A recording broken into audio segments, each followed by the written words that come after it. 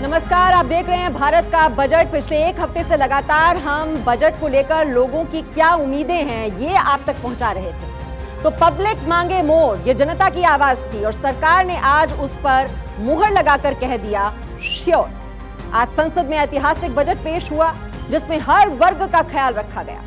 आपको साधारण भाषा में बजट से कितनी बचत आपको होगी ये हम समझाने वाले हैं। पहले आप ये खास रिपोर्ट देखिए और फिर बात करेंगे बचत। New tax rates are the agricultural credit target. नया बजट जो है वो बढ़िया है। सबकी उम्मीदों पर फिट आज का बजट है। मोदी ने की सबके मन की बात। 2023 बजट फॉर ऑल। हमारे उद्योगों के क्रेडिट सपोर्ट और रिफॉर्म के अभियान को आगे बढ़ाया है। वित्त मंत्री ने रखा हर वर्ग का मान। खुश हुए युवा, जवान और किसान। महिलाओं का भी रखा गया खास ख्याल। बचत के लिए उन्हें दिए और 2 साल। आजादी का Amrit Mahotsav, a one-time new small savings scheme, महिला सम्मान सेविंग्स पत्र और सेविंग सर्टिफिकेट, महिला सम्मान सेविंग। बुजुर्गों का बढ़ाया मान, दोगुनी सेविंग लिमिट कर दिया सम्मान। तो हर वर्ग के लिए बजट लाकर मोदी सरकार ने 2024 की अपनी तैयारियां बता दी हैं। इनकम टैक्स में छूट को लेकर सैलरीड क्लास बड़ी बेसब्री से इंतजार कर रहा था। आज उसकी तमन्ना भी पूरी हुई है। ये बजट अभी अच्छा आया है, जो भी आया है पहले के मुकाबले 2023 का नया बजट जो है वो बढ़िया है। 5 से 7 कर दिया गया है। आवास योजना में भी काफ़ी बढ़ोतरी की गई है। ईवी को बढ़ावा दे रहे हैं। मोबाइल फोन जो है सस्ते हो रहे हैं। सर, सबसे पहले इन्होंने जो एग्रीकल्चर स्टार्टअप की जो प्रावधान लाया बहुत सुपर है। हमारा देश कृषि प्रधान देश है और यहाँ जो है स्टार्टअप जो आई एग्रीकल्चर में वो एक वरदान साबित होगा देश के लिए और इससे सब कुछ कंट्रोल होंगे। बजट काफ़ी अच्छा लगा मुझे। जिस प्रकार देखा जाए कि इनकम टैक्स में 7 लाख तक की राहत दी गई है इनकम में, आम आदमी के लिए काफ़ी अच्छा है। ओवरऑल बजट काफ़ी अच्छा था। जो इनकी टैक्स स्लैब चेंज की गई बहुत बढ़िया है। मोदी सरकार के इस बजट से हर कोई खुश नजर आ रहा है क्योंकि इस बजट में हर वर्ग के लिए कुछ ना कुछ जरूर है। आज के इस बजट की खास बातें समझ लीजिए। नए टैक्स रिजीम में इनकम टैक्स की छूट सीमा 5 लाख से 7 लाख की गई। सरचार्ज की अधिकतम दर 37% से घटाकर 25% की गई। 2 साल के लिए महिला बचत योजना का ऐलान हुआ। महिला बचत योजना पर 2 लाख की छूट। सीनियर सिटीजन सेविंग स्कीम की सीमा 30 लाख की गई। टैक्स अपील निपटारे के लिए 100 जॉइंट कमिश्नर नियुक्त होंगे। घरों पर कैपिटल गेन छूट की सीमा 10 करोड़ तय होगी। तो व्यापार को आसान बनाने के लिए केवाईसी को आसान बनाया जाएगा और पैन कार्ड को ही पहचान पत्र माना जाएगा। मुफ्त खाद्यान्न की आपूर्ति को 1 वर्ष के लिए बढ़ा दिया गया है। कस्टम ड्यूटी 21% से घटाकर 13% कर दी गई, जिस वजह से आपके काम की बहुत सी चीजें सस्ती हो गई हैं। इस बजट में महंगाई से लड़ने के लिए बूस्टर डोज दी गई। जनता को लुभाने वाला बजट है इस बार का बजट। इसमें भविष्य के भारत की नींव और आज के भारत को मजबूती दी गई है। Bureau report, Bharat 24।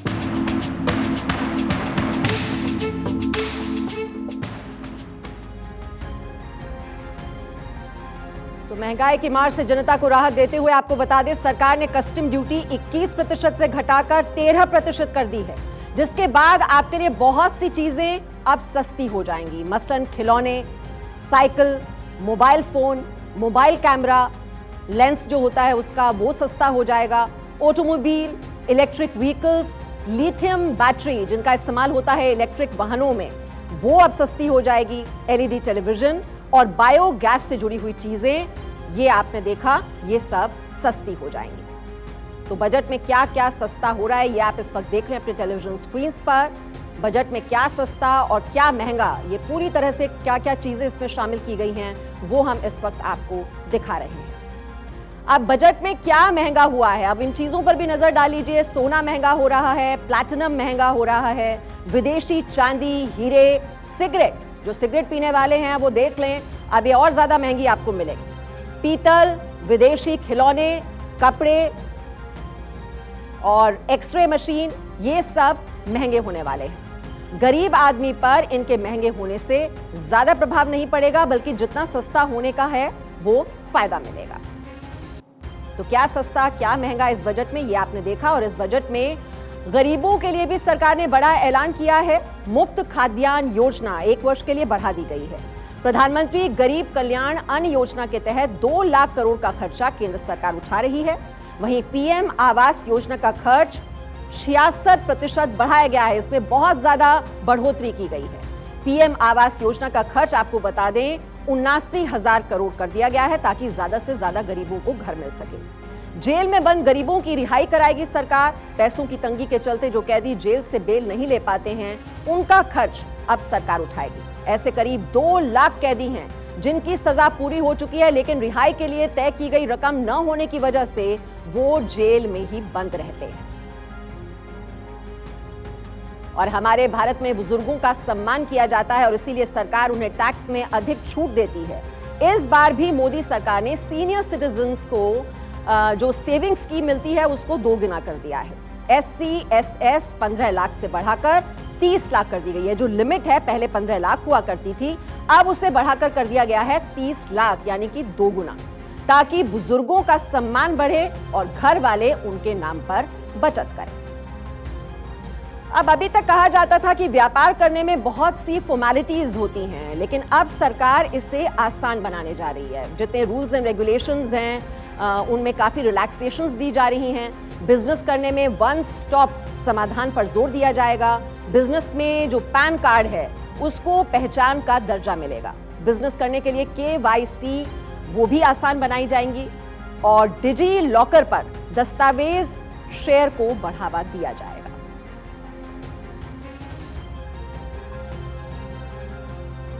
और हमेशा बड़े बड़े उद्योगपतियों को फायदा पहुंचाने की बात होती है, लेकिन इस बार आपको बता दें सरकार ने छोटे उद्योगों को भी स्पेशल पैकेज दिया है। कोविड के दौरान प्रभावित MSME को सरकार राहत दे रही है। जितने भी छोटे छोटे उद्योग कोविड से प्रभावित हुए उन्हें 95% पूंजी वापस लौटाई जाएगी। 3 करोड़ तक के टर्नओवर वाले MSME को टैक्स से राहत मिलेगी और MSME के लिए नई डिजिटल लॉकर योजना भी लाई जाएगी।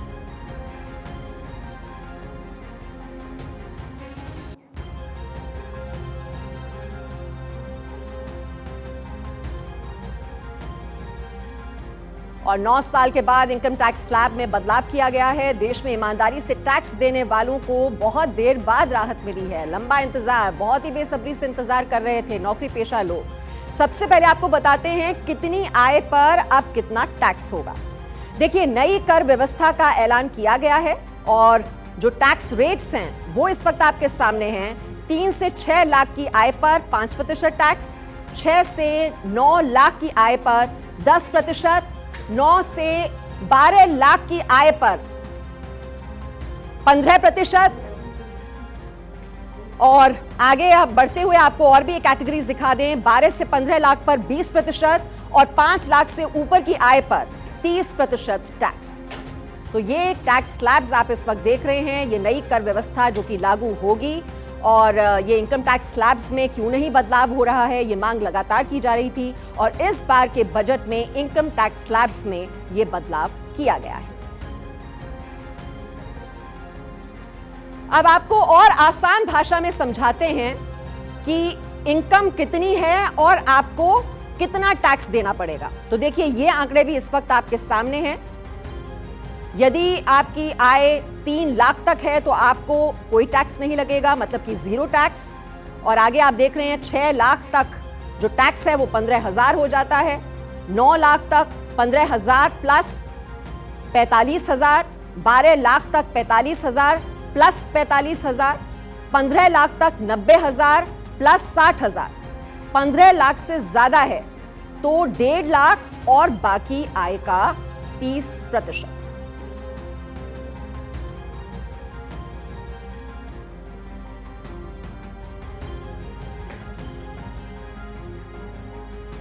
तो आप ये देख रहे हैं जो अलग अलग टैक्स स्लैब्स हैं, और देखिए सबसे बड़ी बात ये कि पहले जो 5 लाख तक की आय थी वो टैक्स फ्री थी, लेकिन अब इसकी लिमिट बढ़ा दी गई है। अब 7 लाख की कमाई पर आपको कोई टैक्स नहीं देना होगा। ये सबसे बड़ी राहत की खबर। और आज मोदी सरकार द्वारा ये जो ऐतिहासिक बजट पेश किया गया है, जिसमें आम आदमी के हित से जुड़ी हुई कई बड़ी घोषणाएं की गई हैं, आपको क्या फायदा हुआ है, इसको हम आज बहुत ही आसान भाषा में समझेंगे। हमारे साथ हमारे मेहमान दिनेश अग्रवाल जो टैक्स एक्सपर्ट हैं, वो इस वक्त हमारे साथ हैं यहाँ पर आपको ये समझाने के लिए कि जो ये नए टैक्स स्लैब्स आए हैं, अब आपको फायदा कितना होगा, आपकी पॉकेट में अब और कितना पैसा आने वाला है। तो दिनेश अग्रवाल जी, बहुत ही कंफ्यूजन है अब इस बात को लेकर। ये अब नए नए इनकम टैक्स स्लैब्स तो आ गए हैं, एक तो ये पुरानी टैक्स रिजीम थी, नई टैक्स रिजीम, इसको लेकर भी बहुत ही कंफ्यूजन है लोगों के दिमाग में। अगर मैं आपको कहूं कि अगर कोई 10 लाख की आय है किसी की, तो उसको कितना टैक्स देना होगा, उसको कितनी बचत हो रही है, कितना फायदा हो रहा है, अगर आप पूरे मोटे तौर पर बता दें। पूरे देश में बड़ा कन्फ्यूजन है। आज जैसे ही बजट आया, जिसके बहुत सारे जगह से फ़ोन आने लगे, बहुत सारे लोगों को बड़ी परेशानी हुई इसको समझने में। इसमें एक जगह थोड़ा सा कन्फ्यूजन क्रिएट हो गया है लोगों को समझने में और एनालिसिस करने में। मैं उसको एक लाइन में दूर किए देता हूँ। पहले हमारे इनकम टैक्स में एक सेक्शन होता है, सेक्शन 87A। उसके अंदर साफ साफ लिखा हुआ कि अगर आपकी इनकम 5 लाख रुपये तक है तो आपको 0 टैक्स देना है। उस सेक्शन की लिमिट बढ़ा के सरकार ने 7 लाख कर दी है। इस जो 7 लाख किया हुआ है वो उन्होंने नए टैक्स रिजीम के लिए किया गया है। ये इसमें एक स्पेशल बात है। पॉइंट इज दिस, अब मैं आपको दोबारा एक दूसरे ढंग से समझाता हूँ कि हमारे पुराने वाले टैक्स स्लैब में सरकार ने कोई चेंज नहीं किया है, कोई छेड़छाड़ नहीं किया है, कोई फायदा नहीं किया है, कोई आपको नुकसान नहीं किया है। वो जैसा था वैसा ही चलता रहेगा। जो नया टैक्स रिजीम पिछले बजट से बजट में दिया गया था, उसके अंदर सरकार ने आपको रिलैक्स किया है। रिलैक्स कैसे किया है वो मैं आपको समझाता हूँ। पहले वहाँ पर जो इनकम का जो पहला स्लैब था, 0 से 2.5 तक 0 टैक्स था, 2.5 से 5 तक 5% टैक्स था, 5 से आगे 7.5 लाख तक 5% था, और 7.5 से 10 पे फिर 10% था। इस तरीके से वहाँ 6 स्लैब थे। सरकार ने अभी क्या किया है, वहाँ जो 2.5 लाख वाली लिमिट थी वो आपकी 3 लाख रुपए कर दी। आपको 50,000 रुपये का नेट प्रॉफिट, नेट फायदा तो आपके दर्शकों को वहाँ पे होता है। उसके बाद में सरकार ने एक, अब क्या हुआ, पहले 6 स्लैब थे, अब 5 स्लैब कर दिए। 3 से 6 5% देना है आपको, 6 से 9 10% देना आपको, 9 से 12 15% देना आपको, 12 से 15 20% देना, 15 से ऊपर 30% देना है। तो पॉइंट इज दिस, अगर आपकी 15 लाख की इनकम है तो आपको मात्र 1.5 लाख रुपए टैक्स देना है, जो पहले 1.87 लाख देना था। तो आपको मोटा मोटा 40,000 रुपये का वहाँ पे आपको प्रॉफिट होता है। ठीक है। अब एक सेकंड और लगाऊं मैं अपने साथ में। अब जो बेसिक कंफ्यूजन पैदा हुआ है वो हुआ कि ये 7 लाख क्या है। 7 लाख ये है कि जो अगर आपकी इनकम सिर्फ 7 लाख है या 6,99,999 है, वो अगर 7 लाख रुपए से 1 रुपए कम है तो आपको 25,000 रुपए का डायरेक्ट बेनिफिट हुआ है। आपका टैक्स 0 है जी। अगर आपकी इनकम, टैक्सेबल इनकम 7,100,000 रुपए भी है तो आपको वो जो बेनिफिट है वो फॉरवर्ड करना पड़ेगा। तो इसलिए इस नए प्रोविजन में आपको फायदा ही फायदा है, कोई नुकसान नहीं है जी। तो नए टैक्स रिजीम में आप बता रहे हैं कि काफ़ी फ़ायदा इससे होगा और बचत यहाँ पर होने वाली है। लेकिन जो ये नया टैक्स रिजीम है और पुराना टैक्स रिजीम, एक तो ये भी क्लैरिफिकेशन चाहिए, जो पुराना टैक्स सिस्टम है वो अभी भी लागू होगा क्या? डिफॉल्ट ये जो नया टैक्स रिजीम है ये आ जाएगा, और दूसरा ऑप्शन अगर कोई ऑप्ट करना चाहता है तो उसके पास ये 2 ऑप्शंस खुले रहेंगे अभी? जी बिल्कुल। फाइनेंस मिनिस्टर ने बजट डॉक्यूमेंट में साफ सुथरा लिखा हुआ है कि जो नया टैक्स रिजीम है ये बाय डिफॉल्ट एप्लीकेबल होगा यदि आपने पुराना टैक्स एप्लीकेबल नहीं किया, अगर आपने पुराना ऑप्शन ऑप्ट नहीं किया है। अगर आपने पुराना ऑप्शन, इसमें क्या बड़ी सिंपल सी कैलकुलेशन है, आप दोनों तरीके से करके देख लीजिए। ओल्ड रिजीम में आपका टैक्सेशन कितना बनता है, न्यू रिजीम में कितना बनता है, फिर जहां फायदा वहां ऑप्ट कर लीजिए। अगर आपने ऑप्ट नहीं किया है फिर आपको बाय डिफॉल्ट सिस्टम, आपको जो हमारा जो कंप्यूटर सिस्टम है इनकम टैक्स डिपार्टमेंट का, वो आपको नए रिजीम में ले जाकर शिफ्ट कर देगा। जी, एक क्लैरिफिकेशन और दिनेश जी, अब जैसे अभी हम करते थे कि होम लोन के ब्याज पर 2 लाख तक की छूट मिलती थी, फिर अगर आप 1.5 लाख निवेश कर रहे हैं उस पर भी आपको छूट मिलती थी, 1.5 लाख तक की छूट, है ना, जब आप इन्वेस्टमेंट्स करते हैं, और 25,000 की छूट आपको हेल्थ पॉलिसी पर मिलती थी। अब आप ये एक्सप्लेन कीजिए कि अब अगर हम ये नया टैक्स रिजीम फॉलो कर रहे हैं तो उसके लिए हमें सपोर्टिंग डॉक्यूमेंट्स देने होंगे, या ये वैसे ही कैलकुलेट हो जाएगा कि ओवरऑल जो अगर आपकी 7 लाख है उस पर आपको ये टैक्स बेनिफिट मिल जाएगा? मैं आपको क्लैरिफाई करता हूं। नए टैक्स रिजिम्स के अंदर सरकार ने पहले ही साफ कर दिया था कि आपको इन सेविंग स्कीम्स का कोई फायदा नहीं होगा। आपको जो 1.5 लाख का ATC मिलता था वो फॉरगॉन हो जाएगा, वो आपको नहीं मिलेगा। आपको जो 2 लाख रुपए का होम लोन का इंटरेस्ट मिलता था उसका आपको कोई फायदा नहीं मिलेगा। इसके अलावा 25,000 का जो मेडिकल डिडक्शन मिलता था उसका आपको नए टैक्स रिजिम में फायदा नहीं मिलेगा, क्योंकि वहां उन्होंने टैक्स की स्लैब्स को ऑलरेडी काफी कम कर दिया है। अब फिर भी अगर किसी को ऐसा लगता है कि मुझे नए में जाना चाहिए, अगर उसको ये सारे एग्जाम्पशंस लेने हैं, 1.5 लाख रुपए ATC का भी लेना है, 25,000 रुपए डिडक्शन मेडिकल डिडक्शन का भी लेना है और 2 लाख, तो फिर उसको पुराने वाले से कैलकुलेट कर लीजिए। वहां ये सारी सुविधाएं उपलब्ध हैं, वहां कैलकुलेट, वहां इनको एडजस्ट करते वहां कैलकुलेट कर लीजिए और दूसरी कैलकुलेशन यहाँ कर लीजिए, जहां आपको फायदा वहां ऑप्ट कर लीजिए। ठीक है, हमारे साथ एक और मार्केट एक्सपर्ट मोहम्मद उवैश भी इस वक्त हमारे साथ हैं। मोहम्मद उवैश, अब ये यहाँ पर कंफ्यूजन हम दूर करने की कोशिश कर रहे थे नए टैक्स रिजीम को लेकर और जो पुराना टैक्स रिजीम है, अब ये कैलकुलेशंस कैसे की जाएं कि किसके लिए कौन सा ज्यादा फायदा देगा? अब पुराना टैक्स रिजीम कब फॉलो किया जाए और नया टैक्स रिजीम कब फॉलो किया जाए? इसका कोई फॉर्मूला है क्या कि किसको ऑप्ट करना चाहिए? हाँ, देखिए, इसका एज सच ये तो एसएससी के ऊपर ही डिपेंड करता है कि उसको कौन से टैक्स रिजीम में जाना है। इसका सीधा सीधा कैलकुलेशन या इसका सीधा सीधा फॉर्मूला ये बनता है कि अगर आपके पास इन्वेस्टमेंट्स हैं जिनकी इनकम टैक्स में डिडक्शंस मिलती हैं या ऐसी एग्जेम्पशंस हैं जो इनकम टैक्स कैलकुलेट करते हुए आप ले सकते हैं, तो आप पुराने टैक्स रिजीम को फॉलो करें। और अगर आपके पास ऐसी कोई डिडक्शन और एग्जेम्पशंस नहीं है तो आप नए टैक्स रिजीम को फॉलो करें। यहाँ मसला जो मेन बन के आ रहा है वो ये है कि ये कंफ्यूजन की जरूरत क्या थी, कि 2 टैक्स रिजीम की जरूरत क्या है। एक्चुअली जो भी नौकरी पेशा व्यक्ति है, जिसमें आप अभी न्यूज एंकर के रूप में काम कर रही हैं या और भी लोग हैं, तो एक बेसिक सेविंग का नेचर है। अगर आप किसी कंपनी में काम कर रहे हैं और आप शहर में आकर किराए पे रह रहे हैं, तो किराए के मकान के एवज में आपको हाउस रेंट अलाउंस मिलता है, जो एक सैलरी स्ट्रक्चर का पार्ट है, जो हर व्यक्ति को मिलता है जो नौकरी कर रहा है। अब वो उसका बेनिफिट नहीं ले सकता अगर वो नई स्कीम को ऑप्ट करेगा। अगर आप छोटी छोटी सेविंग्स में इन्वेस्ट कर रहे हैं, अपने फ्यूचर की सोशल सिक्योरिटी के लिए इन्वेस्टमेंट कर रहे हैं, मान लीजिए आप LIC में इन्वेस्ट कर रहे हैं या और इंश्योरेंस स्कीम में इन्वेस्ट कर रहे हैं, आप उसका बेनिफिट नहीं ले सकते। ठीक है। आप अगर चाहते हैं कि प्राइवेट स्कूल्स में आपके बच्चों की जो ट्यूशन फीस जा रही थी उसका आप लाभ लें, वो आप नहीं ले सकते। अगर आप नई स्कीम में जाते हैं तो वो सारी चीजें लैप्स हो रही हैं आपकी। ठीक है, बहुत बहुत शुक्रिया हमें जानकारी देने के लिए। दिनेश जी हमारे साथ थे और मोहम्मद उवैश जी हमारे साथ जुड़े थे और हम बहुत ही आसान भाषा में आपको ये समझाने की कोशिश कर रहे हैं कि कितनी आय पर कितना टैक्स अब लगने वाला है। अब 7 लाख की इनकम पर कोई टैक्स नहीं लगेगा। और ये जो पूरा गणित समझाने के लिए इस वक्त मैं रुक कर लेती हूँ। मेरे सहयोगी सचिन इस वक्त हमारे साथ हैं, पूरे आंकड़ों के साथ पूरा ब्यौरा वो देंगे आपको। उनकी रिपोर्ट देखिए।